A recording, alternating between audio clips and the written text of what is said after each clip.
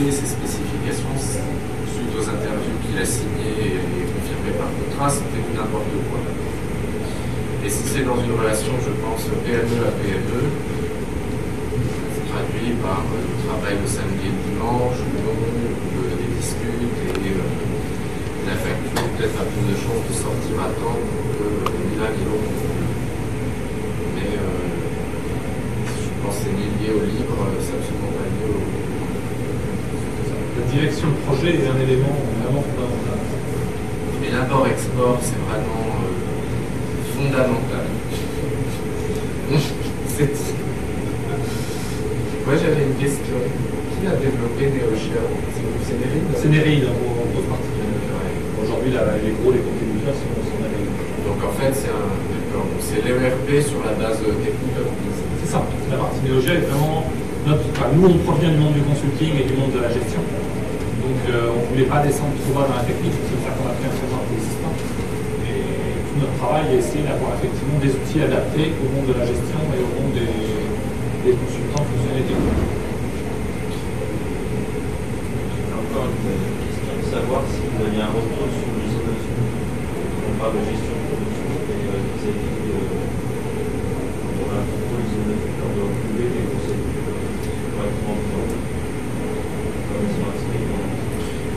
Donc, nous, si la problématique se pose, on passera au travers de la gestion de contenu parce qu'effectivement, on saura mettre les procédures qualifiées aux différents niveaux. Mais aujourd'hui, on n'a pas essayé, on n'a pas joué. Donc, parce que là, il y a 2 ans, normalement, il devrait y avoir un retour de 2 ans. Oui, ça, et là, il faut qu'il y ait des gens qui aient décidé d'utiliser, d'avoir une certification ISO 9000 et que le RP soit en place, etc. Je n'ai pas de cas de clients qui ont ISO 9000.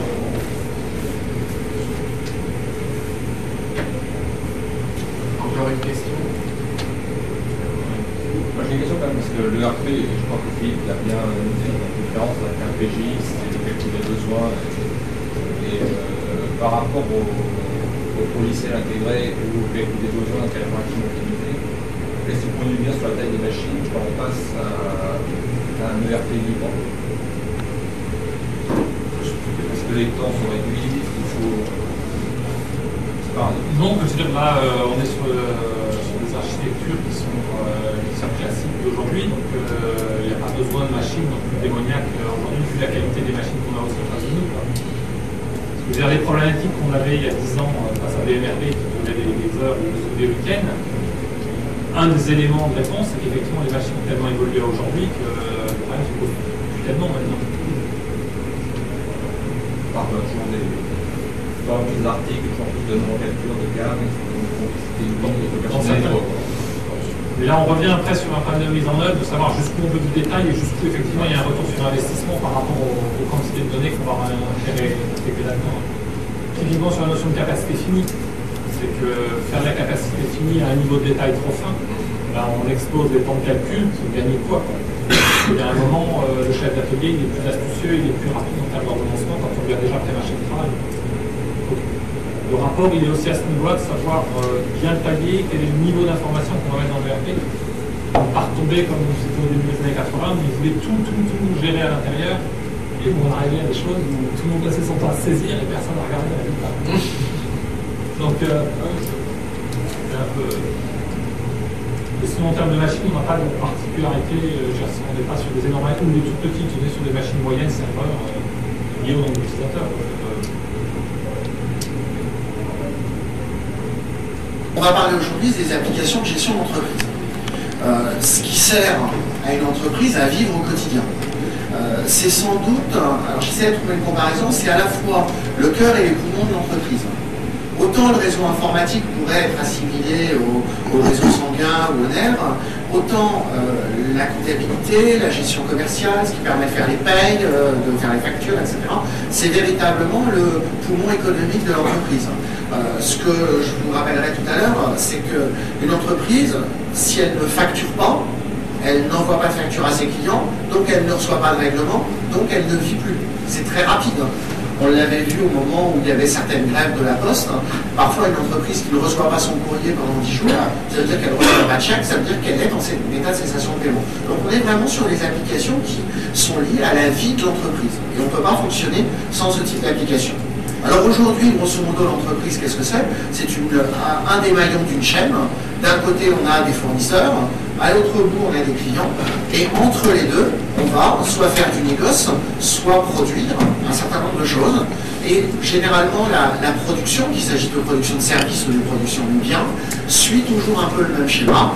On va acheter, on va transformer, on va éventuellement stocker, vendre, livrer et facturer. C'est un peu toujours le même schéma. Et donc on va voir que dans les modules qui permettent de faire vivre une entreprise, on va retrouver la gestion des achats, la gestion de la production, la gestion de la logistique, etc. Et puis il y a deux pavés un peu transversaux. D'abord, il y a ce qui est lié au fonctionnement interne de l'entreprise, la comptabilité et la paie, qui ne font pas directement partie de cette chaîne, mais qui sont indispensables à chacun des éléments. Chaque fois que j'achète, j'enregistre une facture fournisseur. Chaque fois que je produis, j'enregistre des ordres de fabrication, etc. Et puis la paie, bien entendu, pour que les gens aient leur bulletin de paie à la fin du mois. Et puis une brique qui est importante également, qui est la brique un peu de pilotage. Aujourd'hui, l'entreprise, elle doit avoir une vision globale sur l'ensemble de son activité, voir ce qu'elle vend, à qui, quand, comment, etc. Et donc pour ça, on a besoin également d'outils décisionnels. Alors si on revient un petit peu en arrière, un petit peu beaucoup même, grosso modo, on a connu trois grandes phases. Les premières applications de gestion ont été développées dans les entreprises entre les années 60 et 80 sous forme de chaînes de développement spécifiques. Et puis après, on a vu apparaître des logiciels modulaires. J'ai commencé ma carrière dans une entreprise qui faisait des logiciels de contact, des concepts, et elle faisait quelques logiciels de compta, de trésorerie, de consolidation. On faisait des logiciels pour répondre à chacun des modules dont l'entreprise avait besoin. Et puis vers la fin des années 80, début des années 90, on a vu apparaître ce qu'on appelait les logiciels intégrés de gestion, ce qu'on appelle également les ERP. Donc ces logiciels intégrés, ça a simplement été à l'idée et à l'initiative d'un certain nombre d'éditeurs de fédérer l'ensemble des modules que l'on évoquait tout à l'heure au sein d'un même produit. Depuis quelques années, on se rend compte que les logiciels modulaires, ça a des avantages mais aussi plein d'inconvénients parce qu'il faut les faire communiquer. Les logiciels intégrés, on vous vend un truc qui fait tout, mais c'est très difficile de les adapter au fonctionnement de chacune des entreprises. Et donc, aujourd'hui, il y a une vraie recherche, je ne dis pas qu'on a trouvé la solution, mais il y a une vraie recherche de solutions beaucoup plus adaptables. Adaptables parce qu'on se rend compte que chaque entreprise a des besoins qui sont un petit peu différents de ceux de son voisin et qu'il faut véritablement être capable de faire suivre le développement des applications informatiques, de lui faire suivre le développement de l'entreprise en elle-même. Alors, chacune de ces approches est complémentaire. Quand on regarde l'évolution des développements spécifiques, puis celle des logiciels modulaires, puis celle des logiciels intégrés, chacune a pris de l'ampleur par rapport à la vague précédente, mais aujourd'hui encore, il y a des entreprises qui ont des applications de gestion développées en spécifique, d'autres qui ont des solutions modulaires et d'autres encore qui ont des ERP. On n'a pas un remplacement d'une vague par la suivante. Donc aujourd'hui, cohabitent dans les entreprises des développements spécifiques, des applications très modulaires et puis des logiciels intégrés. Ce dont on va parler aujourd'hui, c'est finalement de la petite flèche que j'ai mis à droite en gris qui commence tout juste à émerger, qui est une nouvelle forme d'application. Alors il y aura certainement quelques graines d'open source à l'intérieur, il y aura quelques graines de modes de développement différents. C'est cette notion d'adaptabilité. On a besoin qui permet de gérer l'entreprise, qui partage l'ensemble de ces données dans une base de données unique et qui couvre au moins trois grandes fonctions parmi les fonctions achat, production, distribution, comptabilité, paie, etc. Donc c'est la définition qu'a donnée le CXP il y a maintenant une bonne vingtaine d'années, donc on va s'y raccorder. Et donc un logiciel de gestion intégrée, c'est un logiciel qui répond à ces deux critères. Un ERP, c'est un acronyme anglo-saxon qui signifie que l'on parle d'entreprise industrielle. Donc il y a parfois des abus de langage. Quand on parle d'un ERP financier, c'est ridicule. Un ERP doit comprendre un module de gestion de production. C'est indispensable et ça correspond à la définition de l'ERP. Mais ceci dit, on peut très bien aussi avoir des logiciels de gestion intégrés qui ne comportent pas de module de production et qui permettent de gérer par exemple une société de service. ils vont bien être des logiciels de gestion intégrée, ils vont bien répondre à la définition qu'on donnait juste avant. Donc voilà ce dont on va parler aujourd'hui au cours des trois présentations. Quelques chiffres, hein, juste pour éclairer sur la taille du marché. Le marché français des logiciels de gestion intégrée, c'est plus de 2 milliards d'euros en 2003. Plus de 2 milliards d'euros en 2003, auquel je rajoute juste pour information les deux marchés un peu complémentaires, qui sont celui du CRM et du décisionnel, qui au total nous amène, bon an, mal an, à 4 milliards d'euros, uniquement en matière de logiciels. Donc 2 milliards d'euros pour les ERP en France, sur un marché mondial de 27 milliards d'euros en 2004 et une prévision de 36 milliards en 2008. Donc on n'est pas sur des marchés ridicules, loin de là. On est sur des marchés qui font vivre à la fois de belles quantités d'éditeurs et de belles quantités de sociétés de services. Je suis sûr que pour les quelques intégrateurs ou éditeurs qui sont autour de moi, si on arrivait à capter 0,1% de ce marché-là, on serait les plus heureux du monde. Donc c'est un marché important et c'est un marché qui n'a pas attendu l'arrivée des logiciels libres pour pouvoir prendre son ampleur. Juste encore quelques éléments sur les éditeurs propriétaires en France, pour que là aussi vous vous rendiez bien compte. Vous avez certainement entendu parler dans la presse des grands rapprochements qu'il y a eu. JP Edouard racheté par PeopleSoft, lui-même racheté par Oracle, tout ça, ça fait 4%. Grosso modo, aujourd'hui, en France, on a un SAP qui a 30% de part de marché, un Sage qui n'est pas négligeable avec 10%, et puis Oracle avec 15% de part de marché. Donc voilà un petit peu le panorama aujourd'hui de ceux qui composent ce marché des ERP. Alors la part de l'open source, à chaque fois qu'on fait une conférence ou qu'on rédige quelque chose sur ce thème des ERP en open source, ce que tout le monde aimerait savoir, c'est qu'est-ce que ça représente aujourd'hui. Qu'est-ce que ça représente aujourd'hui? Personne n'en a aucune idée. Personne n'en a aucune idée parce que si l'open source est parti de très bonnes intentions, l'open source il a aussi pris les défauts de certains êtres humains, c'est que parfois on aime bien donner des chiffres qui sont un petit peu au-delà de la réalité, on aime bien tous se survendre un petit peu pour au moins donner l'impression aux clients que le marché il va un petit peu mieux que ce qu'il est en réalité. Donc on a bien du mal à savoir dans la réalité combien d'entreprises utilisent réellement aujourd'hui un ERP en open source pour vivre. Des indicateurs, on a quelques-uns, un ERP comme Pompière annonce avoir 700 000 téléchargements. Alors 700 000 téléchargements, qu'est-ce qui est vrai, qu'est-ce qui n'est pas vrai? Est-ce que je dois diviser par 10 ou par 20 pour arriver au chiffre de ceux qui l'utilisent réellement? Je dirais peu importe. Ce qui m'intéresse juste aujourd'hui, c'est de donner un ordre de grandeur. On peut imaginer qu'aujourd'hui, un ERP comme Pompière a quelques milliers, voire peut-être 10 000 ou 15 000 utilisateurs dans le monde. Peu importe. C'est suffisant pour qu'on puisse considérer aujourd'hui que ça n'est plus anecdotique. Vous prenez un éditeur comme Sage en France, qui est le numéro 1 des logiciels de gestion dans la PME, il a quelques dizaines de milliers de clients. Donc si à côté de ça, j'ai un ERP qui arrive et qui en France, dans quelques années, a quelques centaines, voire un millier ou 2000 clients, ça montrera bien qu'on n'est plus dans un petit truc anecdotique qui fait rire les éditeurs de ERP propriétaires, on est dans un marché qui a pris petit à petit une certaine surface. Pourquoi est-ce qu'on n'arrive pas à comparer? Tout simplement parce que vous le savez bien, l'open source n'utilise pas les mêmes canaux de communication. On ne répond pas aux mêmes critères de mesure entre les différents éditeurs, parce que parfois il ne faut même pas parler d'éditeurs de RP en open source. L'open source se répand discrètement par des conférences comme celle-là, par des salons, par le bouche à oreille, par le web, etc. Et ils n'utilisent pas forcément les mêmes moyens que les ERP traditionnels pour pouvoir se promouvoir. Donc, on a d'un côté des gens qui sont dans le monde propriétaire et qui nous disent nous on fait plein de chiffres d'affaires et on vend des dizaines de milliers de solutions, et de l'autre côté des gens qui ne disent rien.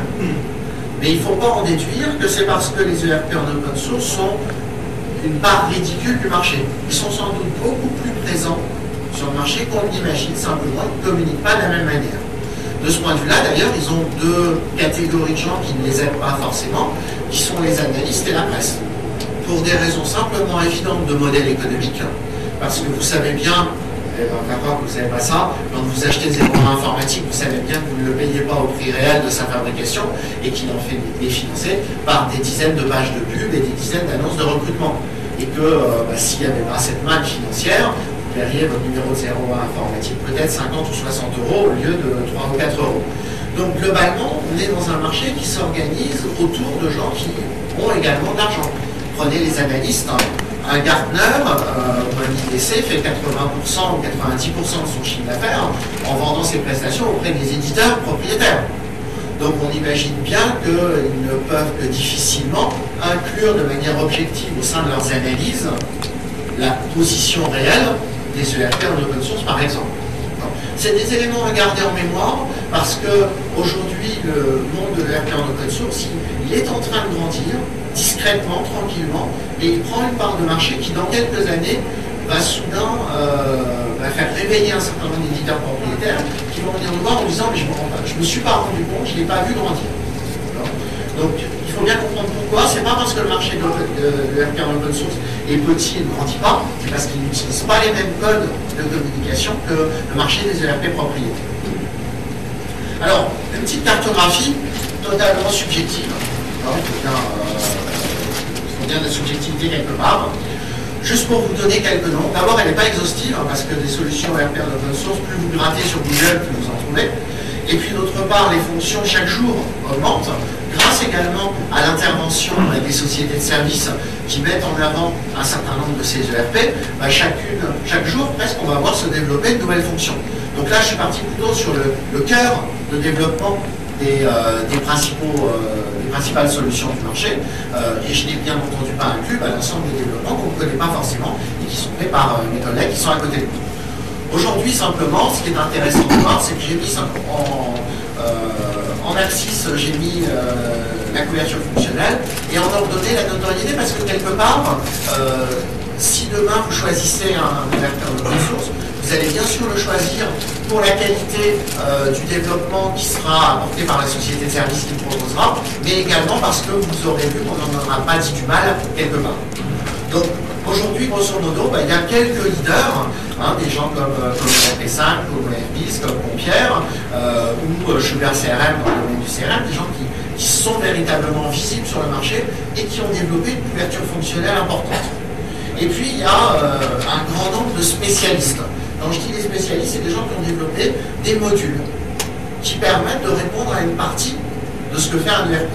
Mais on ne peut pas les qualifier d'ERP parce que bien souvent ils ont une couverture fonctionnelle qui est encore trop faible.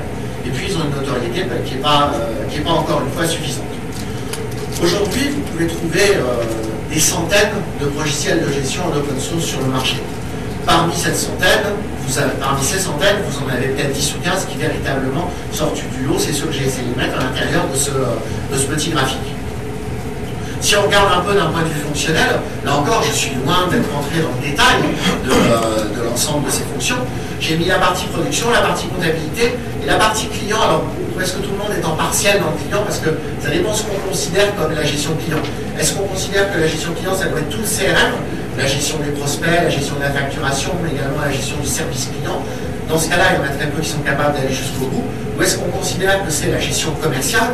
Et dans ce cas-là, bien entendu, RP5, Compierre et les autres répondent parfaitement à cette définition.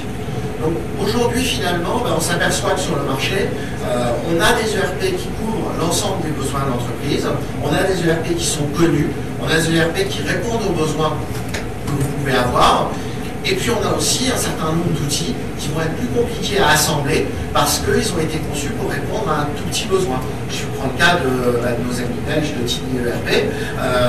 Tiny ERP, c'est, je crois, un produit qui a été conçu au départ, je ne sais plus si c'est pour les cabinets d'avocats ou pour les agences immobilières, salle de vente. Merci. Donc forcément, il y a un axe de développement qui est un petit peu différent et ne correspondra pas à tous les besoins de toutes les entreprises. Il faut lui donner encore un peu de temps pour qu'il puisse développer de nouvelles fonctions. Donc aujourd'hui, vous retrouvez finalement, si vous choisissez un ERP en libre, vous vous trouvez exactement dans la même situation que si vous choisissiez un ERP propriétaire, c'est-à-dire qu'il faut comparer les fonctions. Parce que tout le monde ne fait pas tout.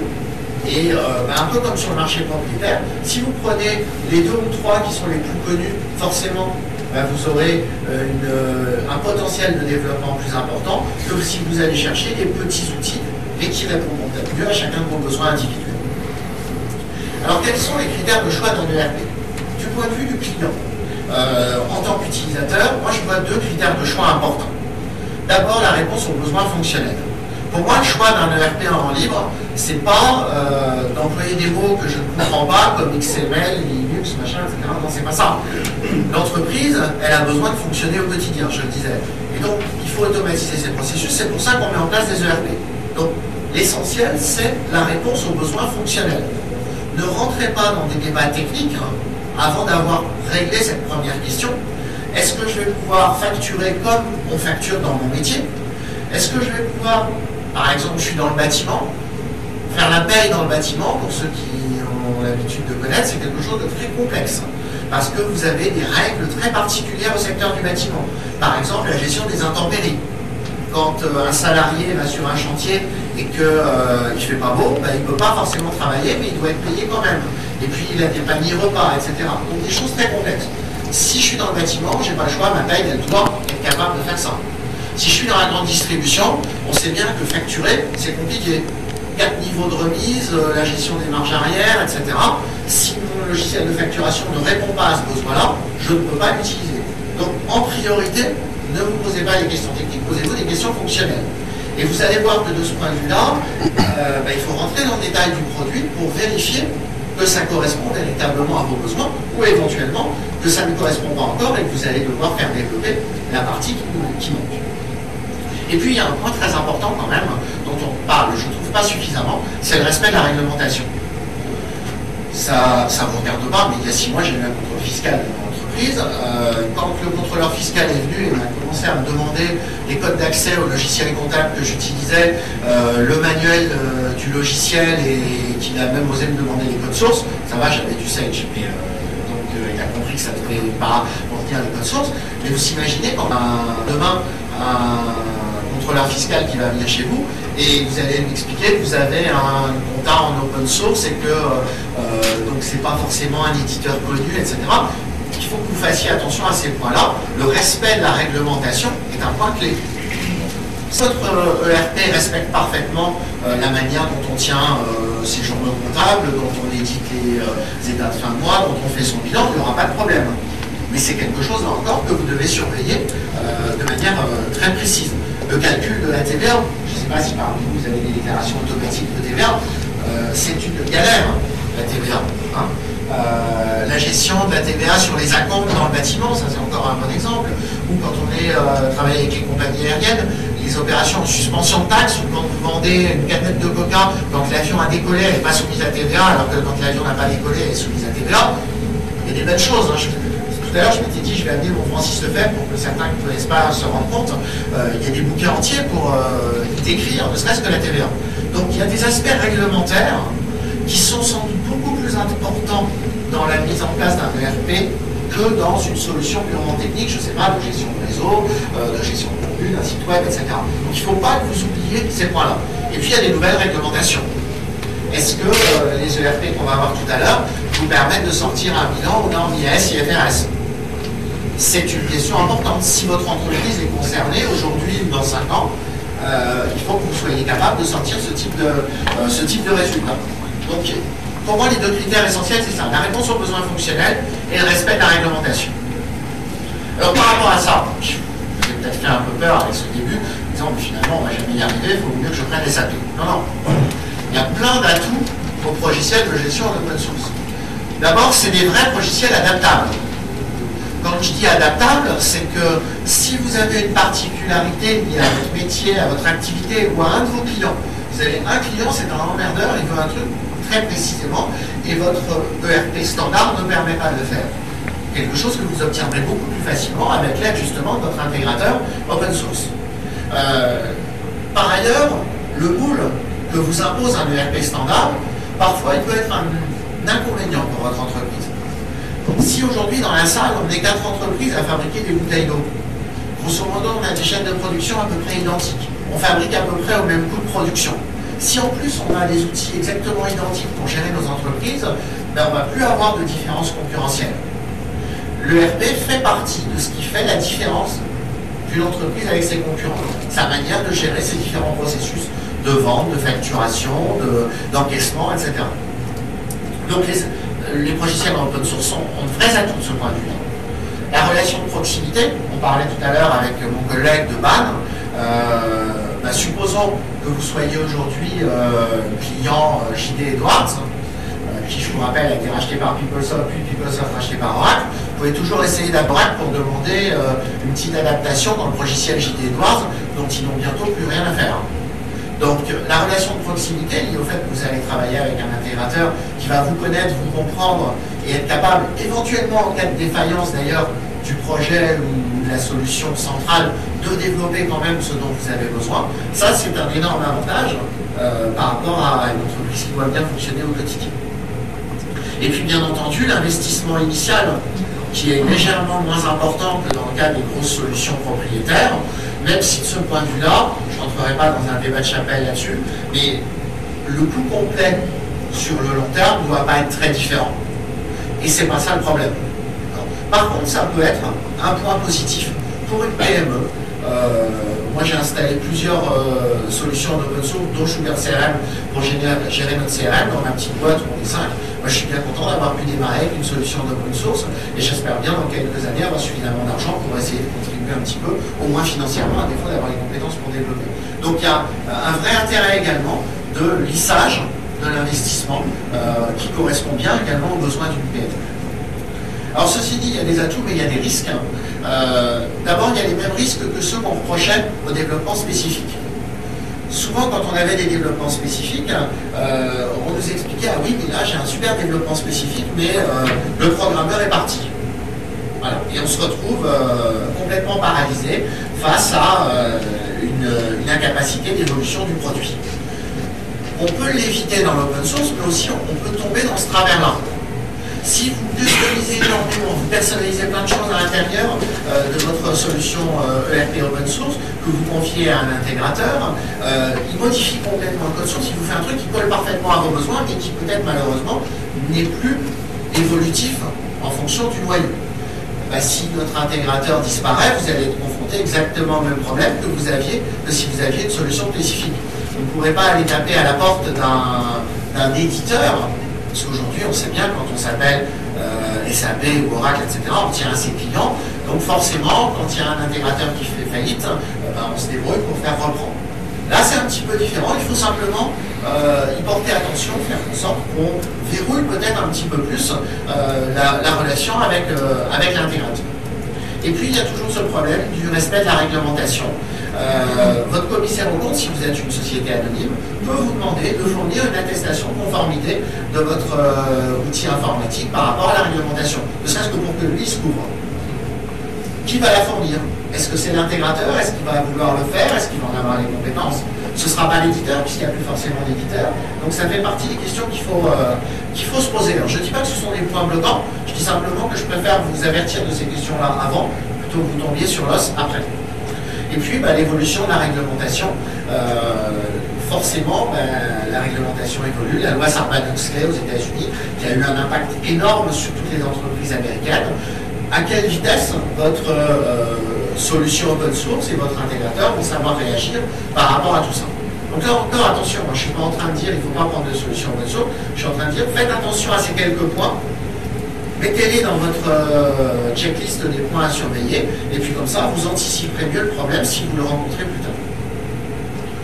Alors, quelques conseils pour les développeurs intégrateurs, si c'est quelque chose qui vous intéresse de plonger dans le monde de l'open source et des logiciels de gestion en open source, n'oubliez pas qu'on ne parle pas du dernier antivirus à la mode ou d'un anti-spyware. On parle de la vie de l'entreprise. Ce que je disais tout à l'heure, si je ne facture plus, ça veut dire que je n'enregistre plus de vente, je n'enregistre plus de règlement, 15 jours après, je suis en cessation de paiement. Donc, une entreprise, la plupart des entreprises, ne peuvent pas s'arrêter de facturer pendant plus de quelques jours. Donc si pour une raison X ou Y le système ne fonctionne plus et l'entreprise ne peut plus facturer, vous la mettez au dépôt de bilan. Donc ça veut dire qu'elle va faire attention. Il ne faut pas forcément chercher la micro-fonctionnalité. Je vous ai pris des exemples extrêmes comme la TVA dans le transport aérien, etc. Globalement d'abord, il faut rassurer vos futurs clients si vous avez envie de vous lancer dans ce domaine-là, en répondant à des besoins standards. Et puis, il faut peut-être aussi Et là, c'est une critique globale vis-à-vis de l'ensemble des solutions open source professionnelles. Peut-être apprendre à communiquer aussi. Parce que il faut se faire savoir qu'on a des solutions, qu'elles répondent à tel ou tel besoin. Et ça fait partie d'un petit discours qui rassure le client, de voir qu'on entend parler de lui, qu'on a des témoignages positifs, etc. Il faut quelque part, sans copier le monde propriétaire, piquer quelques-unes de ses habitudes, et puis faire parler de soi pour montrer que sa solution marche bien. Et puis surtout, pour une fois, suivez mon exemple, c'est-à-dire, soyez capable de faire une présentation sans mettre des mots techniques tous les 2 slides. On peut parler des ERP en open source sans rien connaître à Linux, sans être capable de l'installer, et sans parler d'XML et de choses compliquées. La problématique de l'entreprise est d'abord une problématique métier, avant d'être une problématique technique. Et puis, puisque vous êtes les plus nombreux, si vous êtes client utilisateur potentiel de ces solutions, d'abord, je pense qu'il faut tester l'open source. Ça vaut le coup de tester un ERP en open source. C'est intéressant. C'est une vraie porte ouverte sur quelque chose de nouveau. Donc, si vous êtes un petit peu intéressé à ce que va devenir votre métier dans les années qui viennent, je crois que ça vaut le coup aujourd'hui de tester. Peut-être pas faire le big bang de toute votre entreprise. Si vous avez un truc qui tourne, faire un big bang du jour au lendemain, mais peut-être commencer par une activité, une filiale, quelque chose pour vous rassurer également sur la capacité de ces solutions à répondre à vos besoins. Blinder le contrat avec l'intégrateur. Alors, je vais peut-être reprendre des tomates. N'oubliez pas que d'un point de vue juridique, l'intégrateur sera votre seul interlocuteur. Le juridique, c'est important dans l'entreprise. Et peut-être d'ailleurs que votre job en dépend. Si vous conseillez à votre patron d'installer un ERP en open source et qu'au bout de 6 mois, il ne peut plus facturer, certes, il s'en prendra à l'extérieur à l'intégrateur, mais il remettra peut-être en question votre compétence. Donc vous avez tout intérêt également à blinder cet aspect-là, parce que autant dans un contrat où on a un éditeur, un intégrateur et puis un client, il y a 2 interlocuteurs juridiques, ce qui ne simplifie pas forcément toujours la tâche, mais au moins, il y a deux interlocuteurs potentiels. Là, il n'y en a qu'un. Donc il faut que vous soyez très précis sur ce que vous attendez de votre intégrateur. Et je pense que tout intégrateur sérieux, d'ailleurs, souhaitera également que vous soyez très précis sur les fonctions à développer, ce qui est en standard, ce qui est à développer en plus, etc. Il faut bien sûr personnaliser, mais en faisant attention à conserver un lien avec le projet initial. Ça, c'est le rôle de l'intégrateur, de faire en sorte que ce qu'il vous développe ne va pas être en contradiction avec le projet open source qu'il utilise, mais parfois il faut juste surveiller un petit peu pour être sûr qu'on reste bien dans la même ligne. Et puis pour terminer, ne confondez pas, faire ce qu'on a fait sur cette première partie, ne pas confondre, certes on est sur le salon Solutions Linux, mais il y a des ERP, je vais peut-être choquer certains, mais il y a des ERP en open source qui fonctionnent sous d'autres environnements de Linux, de la même manière qu'il y a des ERP propriétaires qui fonctionnent sous Linux. Donc, ne confondons pas les deux. Aujourd'hui, on va parler, au cours de cette conférence, des solutions d'ERP en open source qui peuvent fonctionner sous un certain nombre d'environnements. Bien sûr, il y a un fort rapprochement avec le monde Linux, mais ce n'est pas indispensable. Voilà ce que je voulais dire pour cette première partie. La chose pour nous, c'est que ERP5, c'est 5 choses différentes. C'est un portail, ERP5.org, dans lequel on met des documents divers et variés. Quand on va développer un module dans le textile qui est une norme pour la composition des tissus, on le rajoute au portail. Parce qu'en fait, un ERP, c'est pas seulement de la technique, c'est aussi l'environnement autour de la technique, c'est des normes comptables qu'on va les rajouter au portail. C'est un framework, c'est-à-dire un ensemble de codes sources qui sont tous disponibles en ligne, même ceux qu'on a fait pour nos clients, parce que nos clients acceptent que les codes spécifiques qu'on fait pour eux soient disponibles et téléchargeables, sauf éventuellement quelques codes secrets, comme par exemple les fonctions de calcul de prix de revient industriel, mise au point depuis 3 générations, qui sont gardées bien secrètes. Oui, bien sûr. La plupart des choses, c'est j'aime pas qu'elles soient publiées. Donc ça, c'est depuis le départ dans un CES. Donc ensuite, du coup maintenant c'est à la FCD. Donc ça CD, on met ça dans un serveur, on démarre et 5 minutes après ça tourne. Nouveauté des business templates. C'est une espèce de module de préconfiguration qui indique comment on utilise le code source partagé par tout le monde pour en faire quelque chose pour une application donnée. C'est une espèce de pactage de préconfiguration. Et derrière, maintenant, on est plusieurs entreprises à fournir des services autour de ERP5. Donc un institut de recherche au Brésil qui nous aide.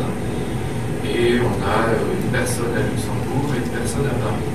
Et pour donner une idée, on a entre 10 et 22 membres actuellement en cours de traitement de sociétés de services qui voudraient vendre du service ERP5 dans d'autres pays dans le monde. Là, je vais dire la première chose négative, c'est que, en fait, apprendre un ERP quand on est ingénieur informaticien, quand on ne sait pas ce que c'est, les nomenclatures, les calculs de capacité, quand on ne sait pas que, en général, on devrait livrer ce qui a été commandé, mais très souvent on livre autre chose que ce qui a été commandé, soit en date, soit en quantité, soit même en nature. Et donc il faut être capable, qu'on reçoit autre chose éventuellement que ce qu'on a commandé. Que la planification, c'est non seulement prévoir le futur des commandes, mais être capable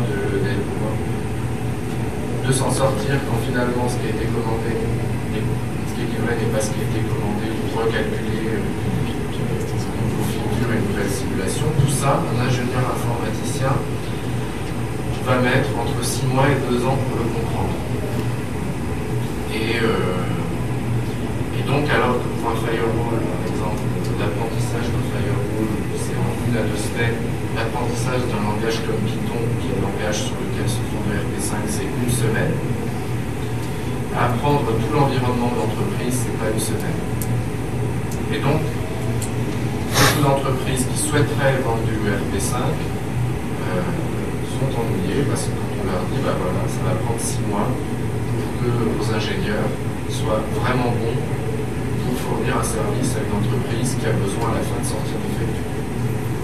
Donc nous, actuellement, c'est la principale chose sur laquelle on travaille, puisqu'on a un carnet de commandes qui est rempli pendant 1 à 2 ans. On a des demandes tous les jours et on manque de sociétés de services avec du personnel formé comme il faut pour donner un bon service. J'ai entendu dire qu'un de nos concurrents sur un autre ERP libre vit un petit peu le même genre de problème. Ils sont plus gros que nous, mais ils ont eux-mêmes du mal en interne à financer des vraies compétences. Parce que Olivier, vous avez une vraie expérience. Merci. Ça prend pas. Et quand on parle avec un patron d'entreprise, si on lui met un jeune qui sort ce qui est commandé, c'est ce qui sera livré, et en dehors de ça, c'est contraire au principe de la qualité. Et je ne veux pas savoir, par exemple, les gens ne vont pas s'entendre. Donc, les endroits dans lesquels on est plutôt meilleur dans ERP5, c'est tout ce qui a trait dans nomenclature à la production. Il y a une autre chose où on pensait qu'on était meilleur que tous les autres, mais maintenant on voit qu'il y a Olbis qui est aussi bon que nous, c'est que tous les processus se font avec sont modélisés par des workflows. Quand il y a un processus métier, un processus de décision, un processus lié à la planification, on rentre un workflow, on fait en fait une discussion en termes de diagramme en utilisant également une représentation UML parce que les gens souvent la comprennent. On passe peut-être 2-3 jours à être certain que le workflow, par exemple, d'une commande, elle est d'abord brouillon, ensuite d'être planifiée, ensuite d'être commandée par le client avant qu'on lui envoie un accusé de réception et dans ce cas la commande est confirmée. Si on est d'accord, on va traduire ce workflow dans le paramétrage de ERP5. Et parfois, les clients pensent qu'il faut plus d'état, moins d'état, que ça se passe autrement, le traitement d'une commande. Et le paramétrage de ERP5 se fait directement au niveau navigateur à la souris. Il n'y a pas besoin de régénérer du code, parce que une des particularités de notre environnement technique, c'est que le code est capable de se régénérer tout seul en temps réel. On peut modifier à chaud un système qui tourne sans bloquer 50 utilisateurs pour éventuellement adapter légèrement un process à un endroit ou à un autre. Au niveau comptabilité, on sera bientôt bon. Quand Nexedi aura sorti, je pense dans 2 semaines, son bilan avec le ERP5, certifié par un expert comptable. Et en commerce électronique, on fait des choses intéressantes. Je pense a une offre qui a besoin d'être améliorée, mais qui existe. Dernier point où finalement il y a des choses pas mal qui sont faites dans ERP5, c'est tout ce qui est travail collaboratif à travers CPS, qui est un logiciel édité par l'OCO, c'est un autre logiciel libre, qui est utilisé par le ministère de la Défense, de la Culture, de l'Intérieur, la moitié des ministères français, le CEA. Donc en fait, c'est le produit leader dans le monde de la gestion du contenu en termes de chiffre d'affaires. On partage avec le ICO la moitié de la plateforme technique, ce qui fait que ça permet de réduire les coûts de développement et déjà d'avoir plus d'expertise dans les sociétés existantes. Donc l'UXEO par exemple travaille avec Capgemini, Gnome, toute une série de grands noms. Et aujourd'hui, voilà, ZOP, qui est en fait la techno qu'on utilise, et CPS, c'est devenu un standard de marché. Donc l'installation de FP5. Donc il y a un an, ça prenait 1 heure quand on venait chez Nexedi et qu'on partait d'une Mandrake, et une semaine ou jamais si on faisait autrement. Donc on a souhaité que ce soit plus simple, donc on a fait un LCD, donc maintenant l'installation de FP5, c'est pas d'installation. Vous mettez le CD dans le serveur et 5 minutes après c'est prêt. Donc c'est pas de la démo, les données sont sur disque dur, je vous ferai une démonstration tout à l'heure. Ensuite vous installez des business templates qui sont des packages paramétrés liés à un métier. Vous voyez quelque chose qui vous plaît plus ou moins. Aujourd'hui ils sont assez simples. Ils évoluent tous les mois, puisqu'en fait, le principal travail cette année, c'est de prendre tout ce qui a été fait chez Corami, de le rendre générique et de le mettre dans des business templates. Et après, vous pouvez commencer à essayer de programmer, à modifier. Donc, on a eu envie vraiment de simplifier au maximum tout le process de l'installation jusqu'à la paramétrisation pour des besoins spécifiques. Et on a une architecture qui est également une architecture à plusieurs niveaux. Il y a le système d'exploitation. Au-dessus, nous, c'est pas Java, c'est Python et n'importe quelle base de données relationnelle. L'idée qu'il y a derrière, c'est qu'on a regardé par exemple SAP, qui a un langage de script qui est ABAP. Un de nos clients, lui, utilise Non, c'est un langage compilé. Et était codé en Oracle application avec du Java. Donc se plaignait beaucoup du fait qu'à chaque fois qu'il voulait un peu modifier un formulaire ou une grille de recherche, il devait en fait recompiler des choses, attendre, relancer pour pouvoir s'en servir. La philosophie dans l'ORP5, c'est que quand on a un système en production, on a envie de pouvoir à un moment ou à un autre de rajouter des scripts. Donc quoi qu'il arrive, il y a besoin d'un langage de script à un moment ou à un autre. Et on préférait avoir un langage de script qui est Python, qui est également un langage qui permet de concevoir des architectures complexes, que 2 langages, parce que ça permettait d'apprendre qu'une seule chose, et ensuite vous commencez par développer sous forme de script des fonctionnalités. Après on peut faire un copier-coller, le mettre dans l'architecture, le nettoyer, en faire des composants génériques. Donc le chemin passant qui permet allant en fait du script, par exemple chez le client qui essaie de spécialiser son système ou ses besoins, vers une intégration dans le cœur de l'architecture, nous semblait plus simple en ayant un seul langage.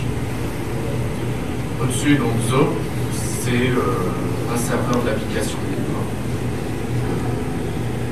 C'est un des 2 grands serveurs, des 2 grandes technologies de serveurs d'application. Ça fait partie, par exemple, des standards de l'ADAE en France, qui est l'autorité de l'État qui les standards dans le logiciel libre qui sont bien adaptés aux administrations. Ensuite, vous avez le framework de RP5 qui est construit autour de tout ça en réutilisant, par exemple, le moteur de workflow réseau, le système de formulaire de l'Infrae qui est fait aux Pays-Bas.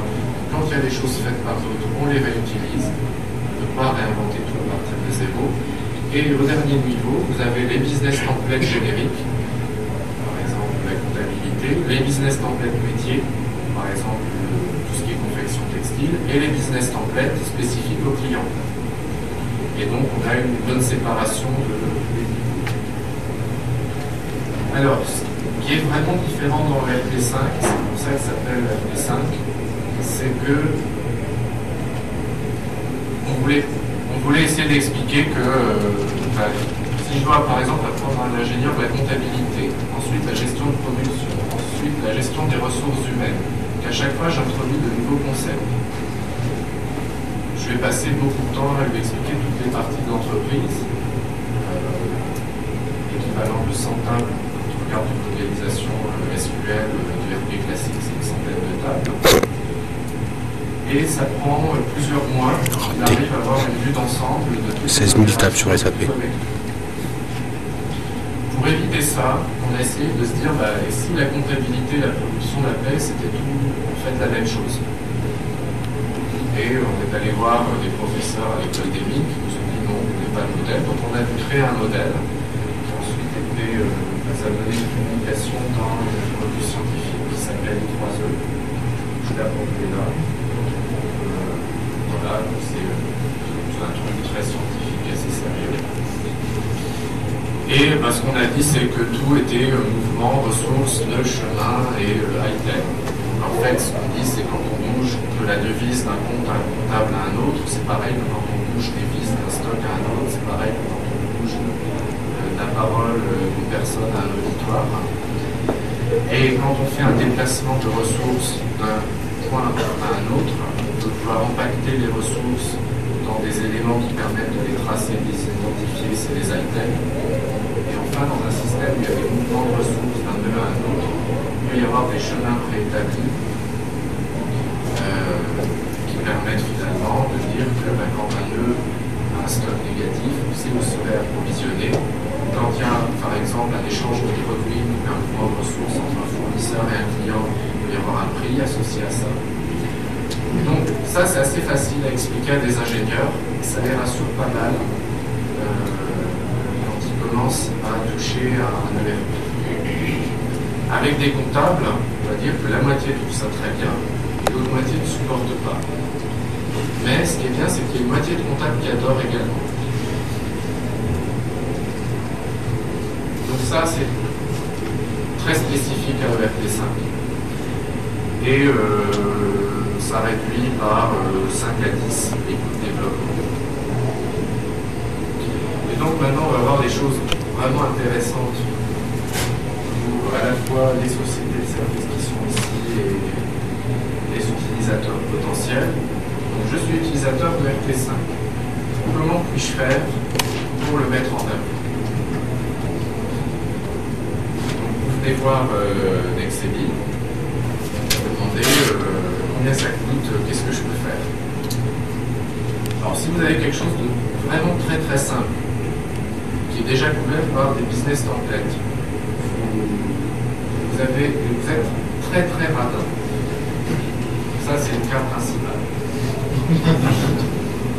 Vous prenez de la FCD, vous téléchargez les business templates, vous vous installez, ça marche plus ou moins, ou vous comprenez plus ou moins, on ne sait pas lequel des deux, et vous commencez à écrire des insultes dans la liste de diffusion en expliquant que c'est un scandale, que telle chose ne se passe pas comme ça devrait.